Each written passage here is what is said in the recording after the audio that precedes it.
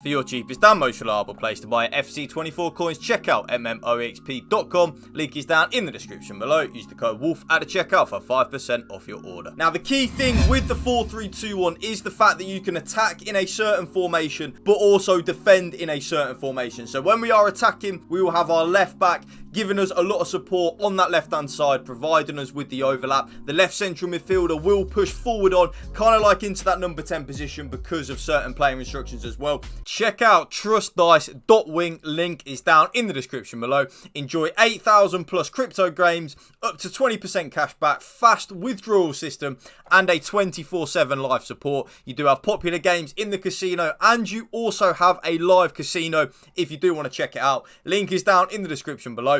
Check them out. You can also use the sports section as well, whether it be the NBA, the Champions League, the Premier League, the Bundesliga, the NFL La Liga, anything you want. So remember to check out trustdice.win. Link is down in the description below. Giving us more offensive support, but then when we are defending, our left centre forward will drop into the left midfield of a 4-4-2, and then our right centre mid will push over to the right hand side, making it a very overpowered and broken formation. The 4-3-2-1 YouTube, it is quite possibly the most broken and meta and most overpowered formation of the last 2 or 3 years. But first, drop this video a like for me, and if you can hit that subscribe button to my channel, that would mean the world to me. So you are going to want to use balanced on the defensive style. You know me, I always prefer balanced. A balanced style where your team presses the ball to the middle of the pitch and your team shape is neutral. I was actually starting to like pressure on heavy touch up until the latest patch that dropped this week, and I have to admit, ever since then, I don't really think pressure on heavy touch is good or a viable option. It really does drain your stamina a lot, and I really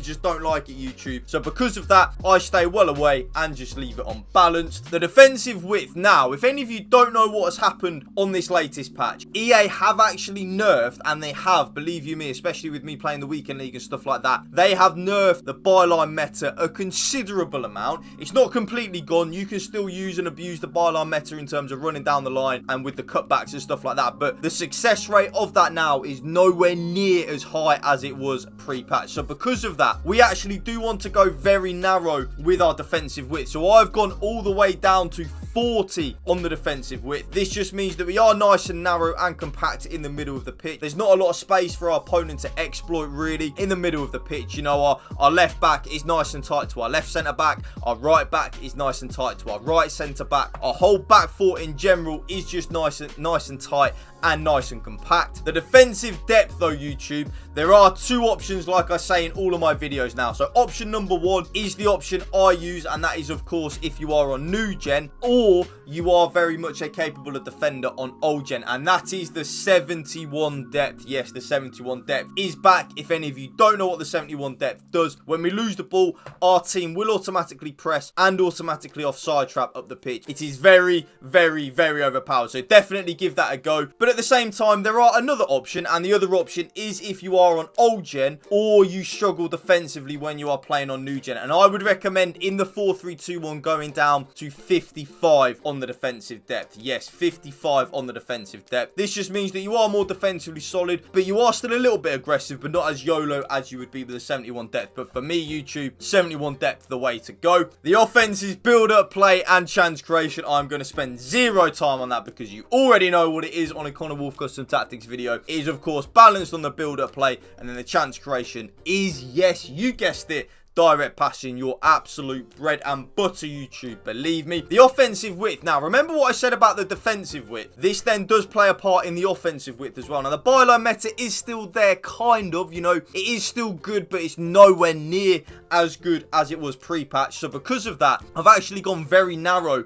with the 4-3-2-1. So I have gone to 42 on the offensive width. I want my left centre forward and my right centre forward closer to my striker. I want my 3 central midfielders closer together in terms of funneling through to the middle of the pitch. Very nice. I'm really liking the 42 on the offensive width at the moment. Players in the box, you already know what I'm going to say at this point, YouTube. It is of course 7. The more players that we have in the box, the more likely we are to score a goal. You know, when we have a shot, it's more likely to fall to our player for a rebound. It's just things like that really do play a part with the 7 players in the box. But if you do struggle defensively, maybe give that a go to 6 players in the box, lower it down from 7 to 6. Won't really notice too much of a difference, but will just make you more defensively solid. But for me, 7, 2 corners and and 2 free kicks like so. Custom tactics done. Let's get into the player instruction. Now, you already know what my striker is going to be on in a Connor Woolf custom tactics video. That is, of course, stay central and getting behind. That never, ever really changes in a Connor Woolf custom tactics video, and especially in the 4-3-2-1. I want my striker to stay in them central areas of the pitch and also make penetrating runs in behind, because even if we don't play the ball to the striker as he or she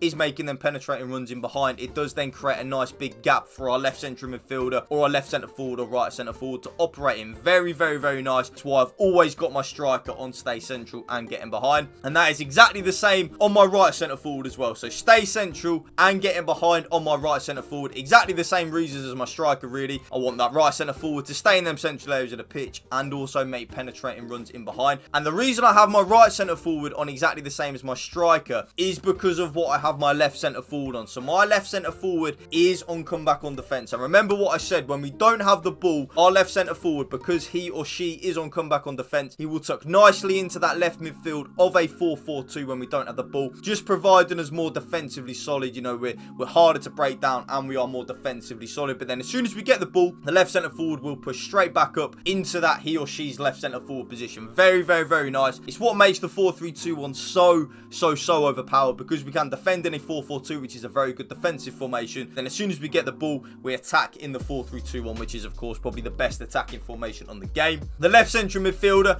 if any of you have ever watched a 4-3-2-1 tactics video by myself, you will know, and if you have used the 4-3-2-1 using my tactics as well, the left central midfielder will get a lot of goals and a lot of assists for you, and that is because the left central midfielder is on getting to the box for cross and cover centre. So when we have the ball, our left central midfielder will push further up, kind of like into that number 10 position, in between the left centre forward and the striker, kind of like in that little bit of a happy medium G spot, I like to call it. That's where that left central midfielder will be. They will get a lot of goals and a lot of assists for you, believe you me. The middle central midfielder, this player is kind of like a traditional number 6. So think of this player like a Rodri, a Boubacar Kamara, you know, these type of players, Casemiro. That is that middle central midfielder. So because of that, stay back while attacking and cover centre. My middle central midfielder will not venture forward at all. He or she will just win the ball back and give it to the better players, and you'll notice that that central midfielder will get a lot of interceptions for you as well, believe you me. Right central midfielder is actually on completely default